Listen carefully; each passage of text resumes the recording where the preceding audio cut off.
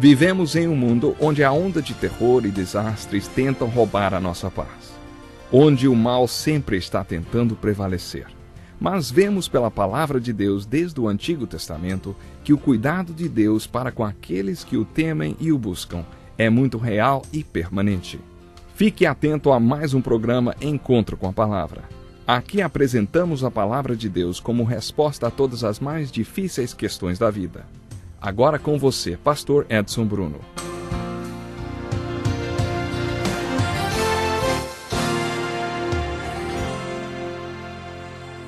Olá, seja muito bem-vindo a mais um Encontro com a Palavra. Que ótimo estarmos juntos para continuarmos estudando a Palavra de Deus. Lembre, estamos estudando 1 Coríntios. A passagem de hoje diz assim, Irmãos, quero lembrar-lhes o Evangelho que lhes preguei, o qual vocês receberam e no qual estão firmes.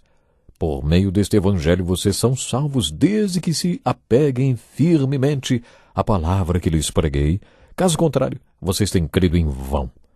Pois o que primeiramente lhes transmiti foi o que recebi, que Cristo morreu pelos nossos pecados, segundo as Escrituras, foi sepultado e ressuscitou no terceiro dia, segundo as Escrituras. Foi com estas palavras que Paulo iniciou o capítulo da ressurreição, o capítulo 15 de 1 Coríntios, um dos mais importantes da Bíblia. Todo ele fala sobre a ressurreição de Jesus. Não se esqueça que os gregos eram filósofos, pensadores e intelectuais muito parecidos com os acadêmicos de hoje em dia. Isso quer dizer que em cidades como Atenas, por exemplo, as pessoas tinham dificuldade para aceitar a ressurreição. Não vamos entrar em detalhes sobre as razões que eles tinham para serem assim. Quando Paulo pregou no Areópago de Atenas, não pôde dizer mais nada além de citar a ressurreição. Eles não digeririam mais do que isso. Eles não aceitariam o pensamento ou o ensino da ressurreição. Esse capítulo da ressurreição, com seus 58 versículos, é maravilhoso, um consolo especial para a pessoa que perdeu alguém querido. Ele também serve de consolo para você que recebeu um diagnóstico médico de uma doença maligna. Não pensamos muito sobre isso, mas cedo ou tarde todos enfrentaremos a morte. Quando paramos para pensar na morte e na vida depois do véu, aí então nos interessamos mais pelo capítulo 15 de 1 Coríntios. Este capítulo se inicia enfocando o Evangelho. É um bom ponto de partida. No capítulo 2 desta carta, Paulo fez declarações extraordinárias sobre o Evangelho. Ele foi para Corinto depois de passar por Atenas. Ele estava discutindo na cidade quando foi convidado para falar no Areópago, que era onde os grandes debates e julgamentos aconteciam. Era lá que os grandes oradores se apresentavam. Pode ser que, pressionado pelo lugar e pela presença de tantos filósofos e pensadores tão prestigiados, Paulo tenha citado seus poetas e intelectuais no sermão que ele fez naquele lugar. Do ponto de vista intelectual, o sermão de Paulo foi brilhante. Acontece que os frutos desse sermão foram muito mirrados, diferentemente de outros lugares por onde ele passou. Jamais ouvimos falar de uma carta de Paulo aos crentes de Atenas.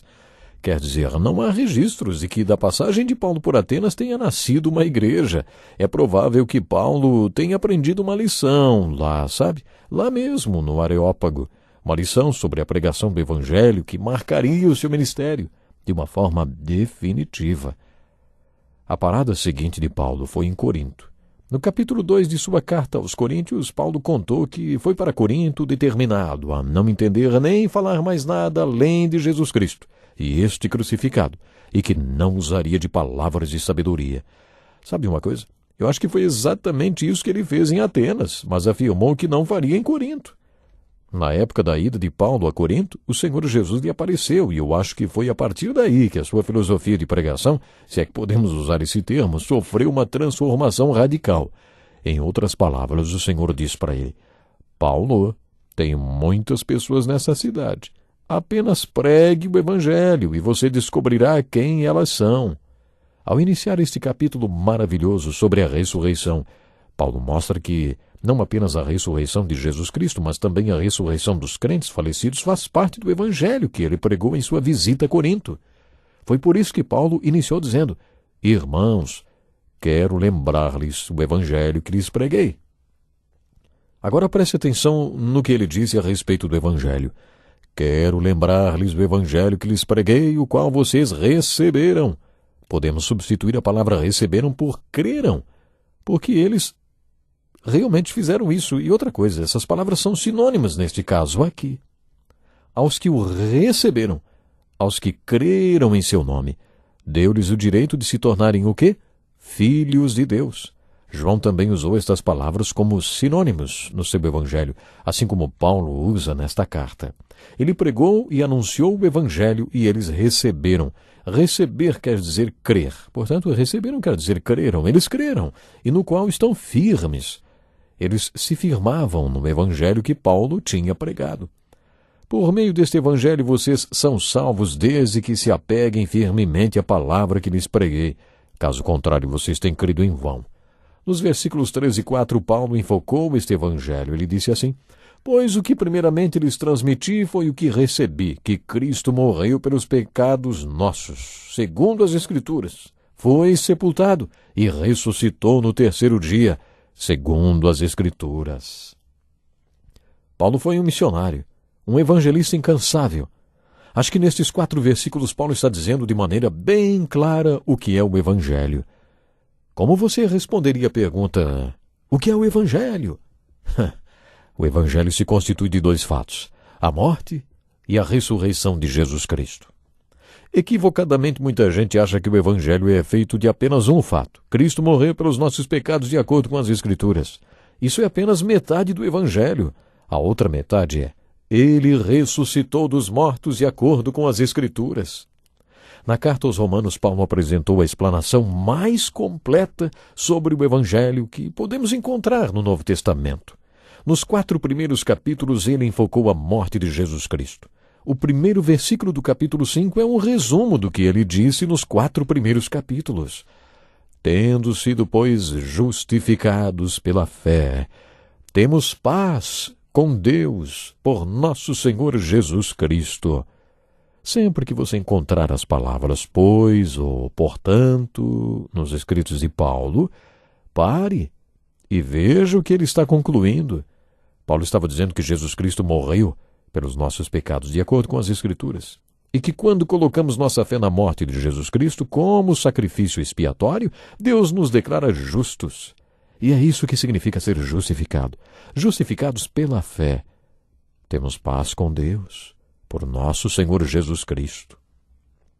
Jesus trouxe paz entre nós e Deus possibilitou a nossa reconciliação com Ele através da morte de seu Filho Jesus. Por isso dizemos que o resumo dos 4 primeiros capítulos da carta aos Romanos está no primeiro versículo do capítulo 5. Já no segundo versículo do capítulo 5 da carta aos Romanos, Paulo introduz a segunda parte da argumentação deste tratado teológico. Ele escreveu a respeito de Cristo, por meio de quem obtivemos acesso pela fé a esta graça na qual agora estamos firmes e nos gloriamos na esperança da glória de Deus. Puxa, hein? Como este versículo é lindo! Romanos capítulo 5, verso 2.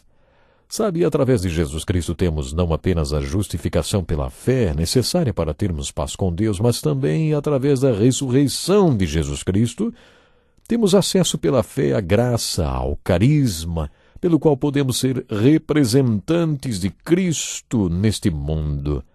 E nos regozijamos na esperança de viver uma vida que glorifique a Deus. A segunda parte da carta de Paulo aos Romanos tem a ver com este assunto.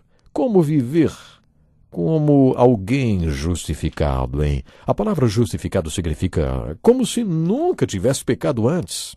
Você é declarado justificado. É isso mesmo. Como se nunca tivesse pecado antes, quando põe a sua fé na morte de Cristo. Esta é uma metade do Evangelho. A outra é a ressurreição de Jesus Cristo.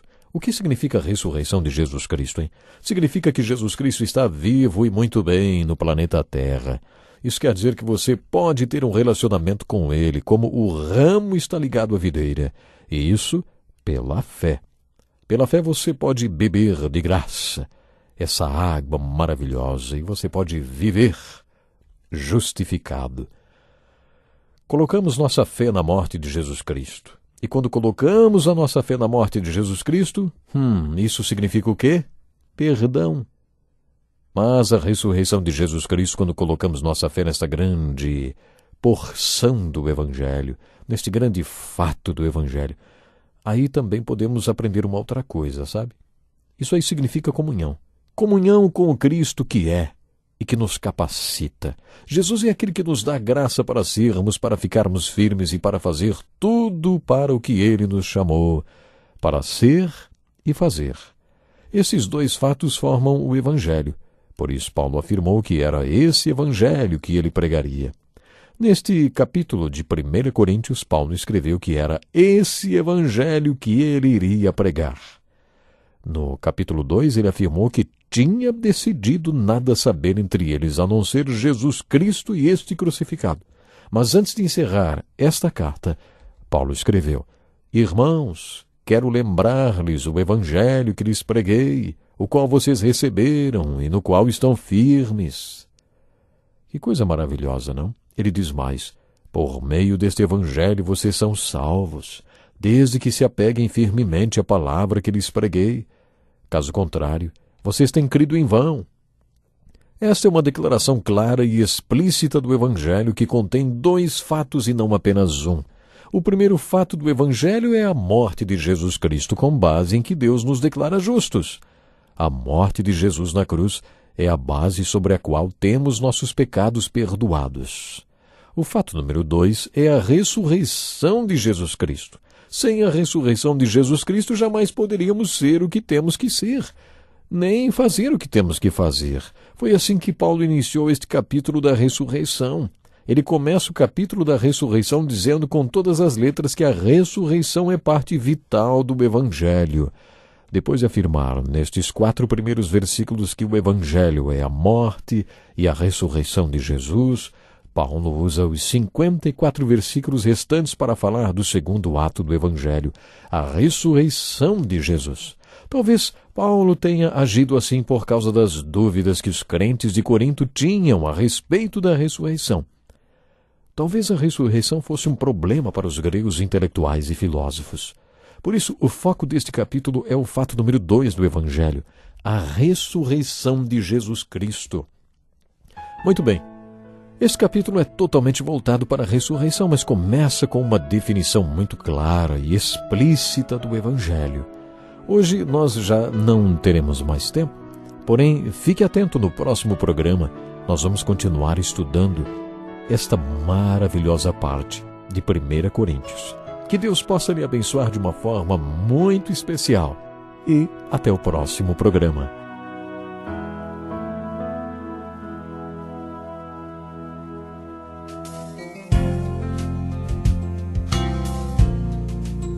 Que lição importantíssima! Obrigado, Pastor Edson Bruno. Prezado ouvinte, coloque em prática o que você ouviu aqui.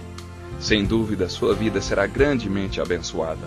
Este é um estudo escrito pelo Dr. Dick Woodward, na voz do Pastor Edson Bruno.